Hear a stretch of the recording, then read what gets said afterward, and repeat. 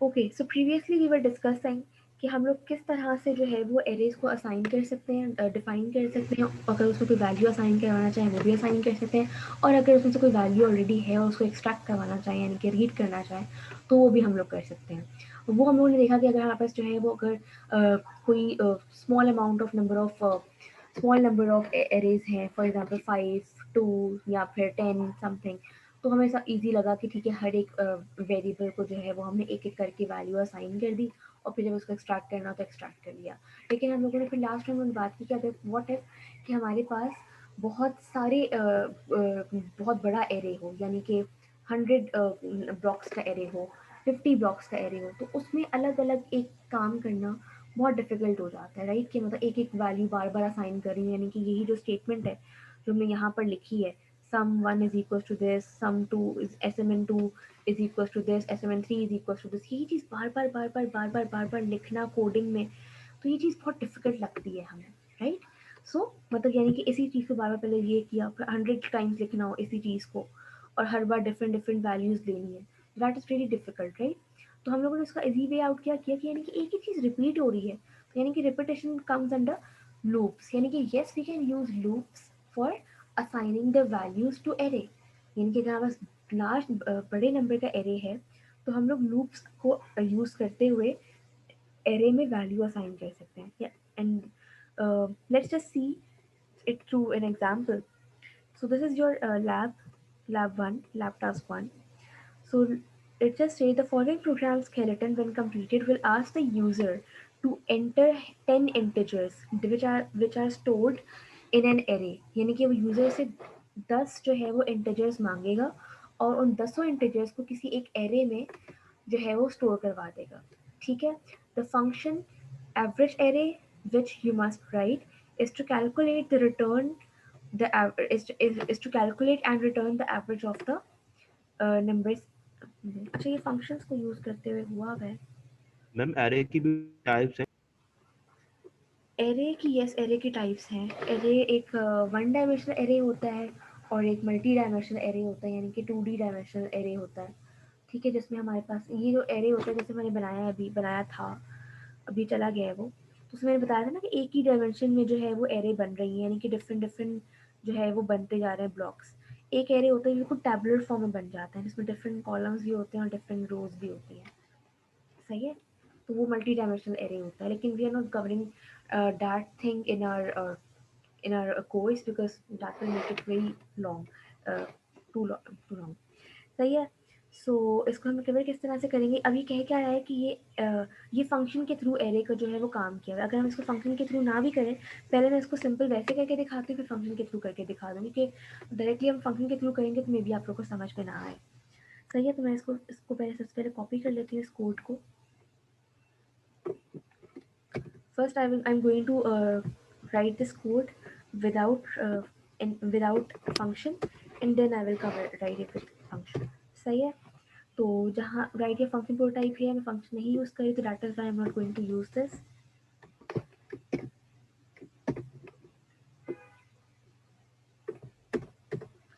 सही है? अच्छा, तो इसमें सबसे पहले क्या हुआ है? सबसे पहले इसमें क्या कहा है? Constant int size is equals to 10, यानी कि एक वेरिएबल है जो कि जिसकी जो कांस्टेंट टाइप है, यानी कि उसकी वैल्यू जो है वो यूजर चेंज नहीं कर सकता, constant that things tells us, and then उसका नाम क्या है? साइज, ठीक है? और उसकी वैल्यू क्या है? 10। अब इस स्टेप पे क्या होगा, मैं आपको साथ साथ जो है वो बताती रहती हूँ एनोटेशंस के थ्रू, ताकि आप लोग को समझ में आए कि हर स्टेप पर देखिए हो क्या रहा है। अच्छा, फर्स्ट स्टेप पर क्या हुआ? फर्स्ट स्टेप पर जहाँ पर मैंने इंट साइज 10 लिखा हुआ है, वहाँ पर सिंपली मेमोरी में, इनसाइड द मेमोरी, वहाँ पर एक इस तरह से ब्लॉक बन जाएगा, ठीक है? और वहाँ पर उसका उस ब्लॉक का नाम होगा साइज, ठीक है? मैं माउस के थ्रू लिख रही हूँ तो दैट इज़ वाई ये इस तरह का है, साइज। और फिर इसमें वैल्यू कौन सी स्टोर होगी? 10, इन बाइनरी फॉर्म में 10 जो है वो स्टोर हो जाएगी वैल्यू, ठीक है? इस स्टेप पर मेमोरी में ये काम हुआ, सही। उसके बाद सेकंड में क्या किया? Int user nums size. अब ये देखें, साइज की वैल्यू क्या है? somebody please answer।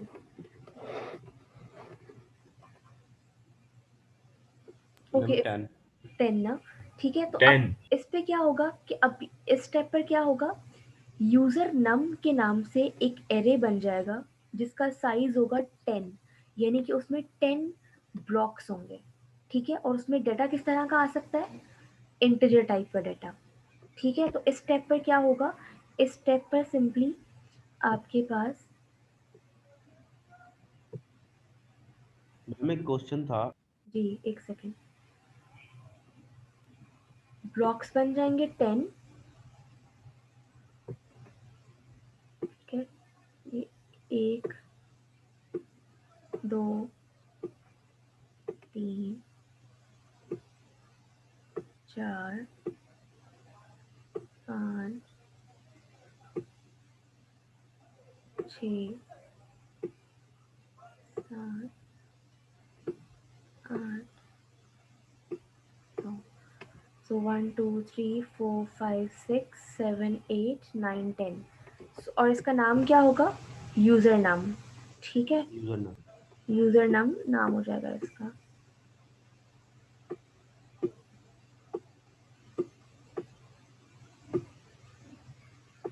सही है। इस स्टेप पर ये होगा। जी आपका कोई क्वेश्चन था, आप बताएं। मैम क्वेश्चन ये था कि जैसे कि अब ये इंट यूजर नम आप कह रही हैं कि एरे है, तो हमें कैसे पता लगेगा कि ये वेरिएबल है और ये एरे अलग से कैसे शो होगा? देखिए एरे हमेशा इस तरह से जो है वो एरे लिखा जाता है, हमेशा सिर्फ यूजर नम कभी नहीं लिखा जाएगा, यूजर नम के साथ ही ब्रैकेट भी लगेगा।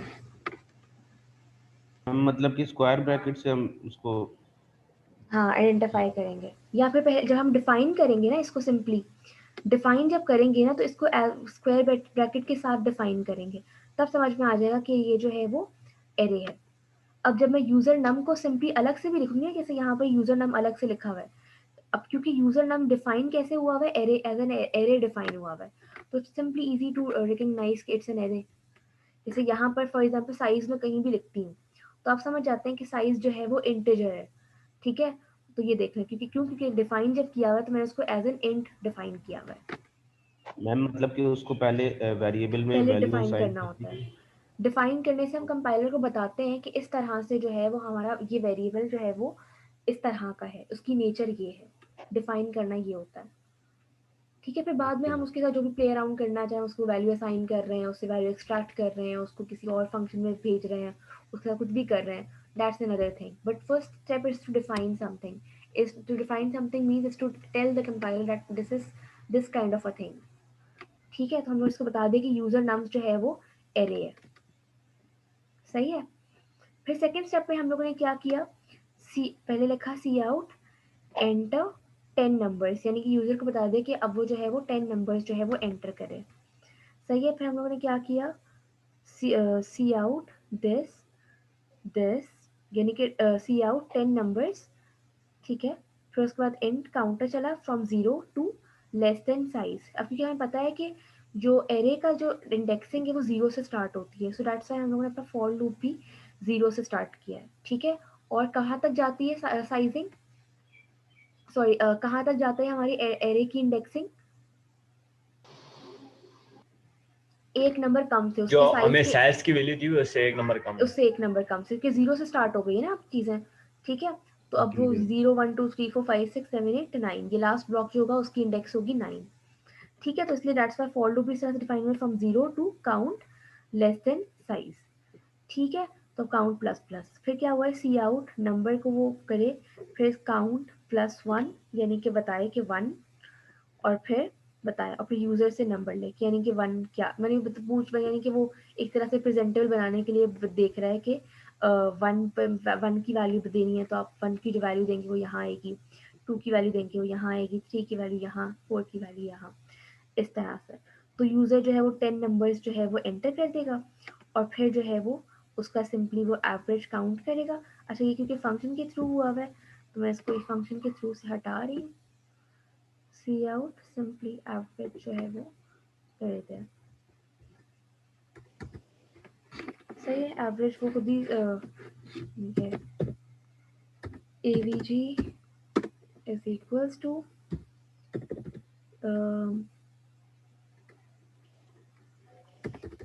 अच्छा, अब मुझे क्या करना है, अब मुझे जो भी ये सारी वैल्यूज़ जो थी उनका मुझे सम लेना है, राइट? सो हम सम किस तरह से लेंगे?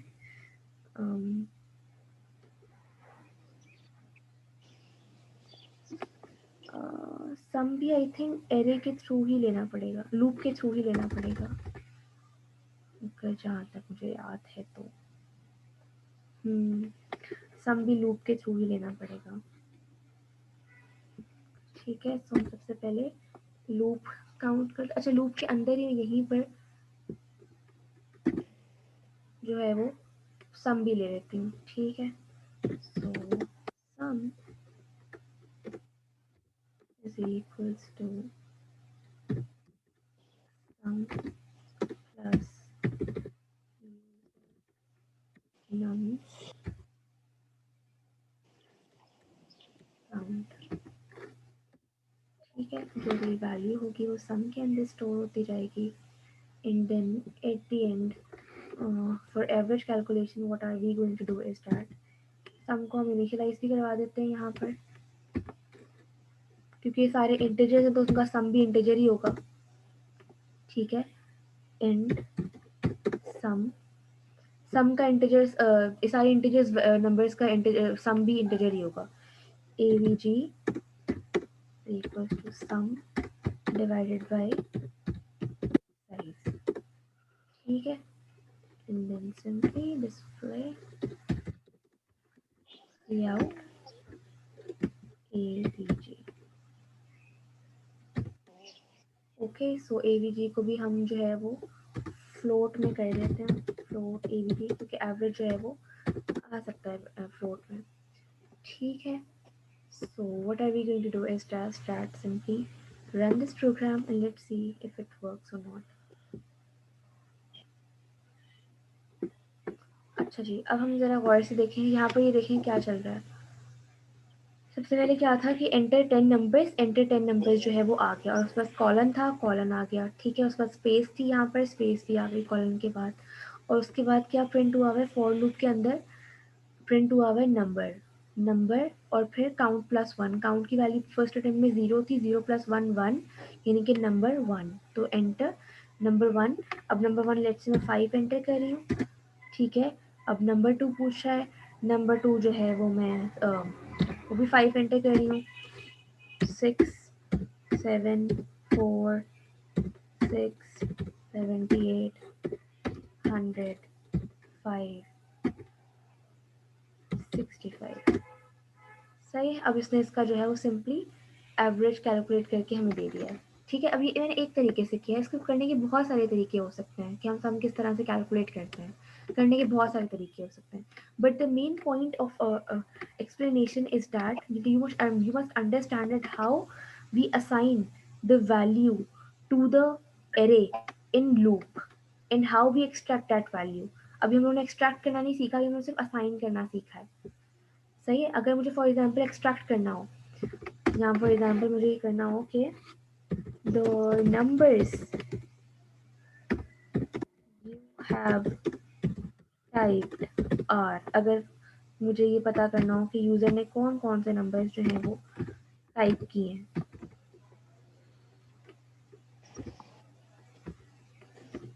सी out the numbers you have typed are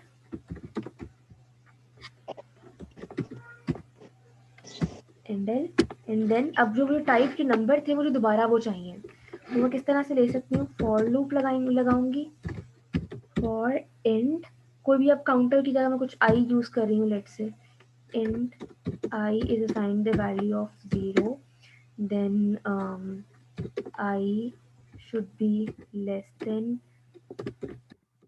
size, and then I plus plus।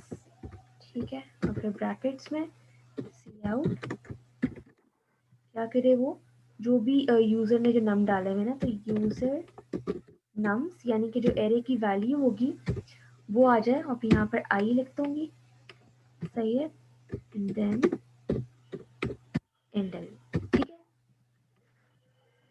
अब ये देखें, अब मैं क्या कर रही हूँ कि यहाँ पर पहले मैंने क्या किया था, यूजर को एरे को मैं वैल्यूज जो थी वो असाइन कर रही थी, यानी कि एक एक करके वैल्यू असाइन करती जा रही हूँ। क्यों, कैसे असाइन कर रही हूँ, एक ही बार मैंने सीएन लिखा, ठीक है, और उसको फॉर लूप के अंदर लिख दिया। अब जितने भी साइज का एरे होगा उतनी बार वो लूप चल जाएगा। 10 साइज का एरे तो ये लूप जो है वो 10 बार चल जाएगा, ठीक है। ये वैल्यू असाइन हो गई।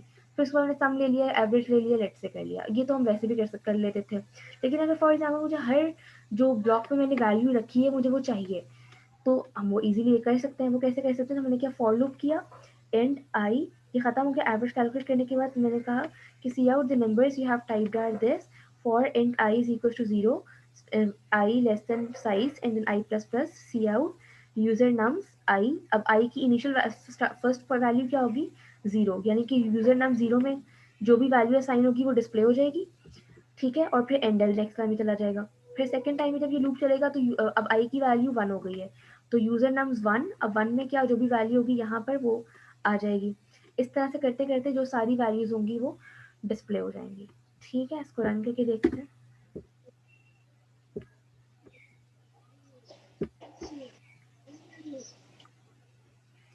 यहाँ क्या मसला आ गया, सी आउट, अच्छा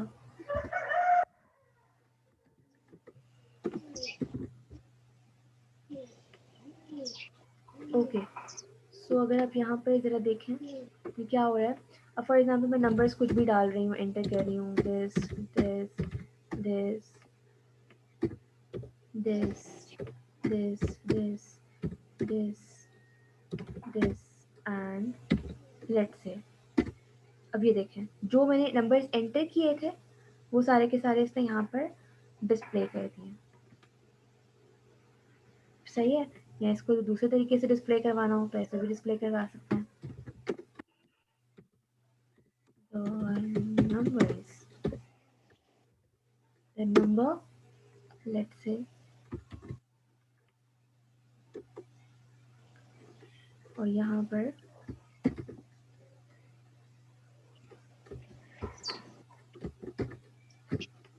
i प्लस 1, यानी कि बताया कि फर्स्ट नंबर 1 ये था,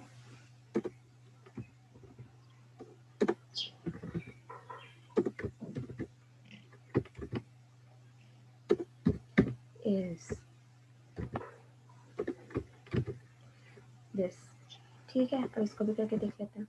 ये थोड़ा सा प्रेजेंटेबल बना देगा उसको। पहले जो था वो सिंपली एक लाइन में डिस्प्ले हो रहे थे, अभी थोड़ा प्रेजेंटेबल तरीके से डिस्प्ले होंगे, सही है। तो नंबर्स फॉर एग्जांपल मैं जो है वो ये डाल रही हूँ।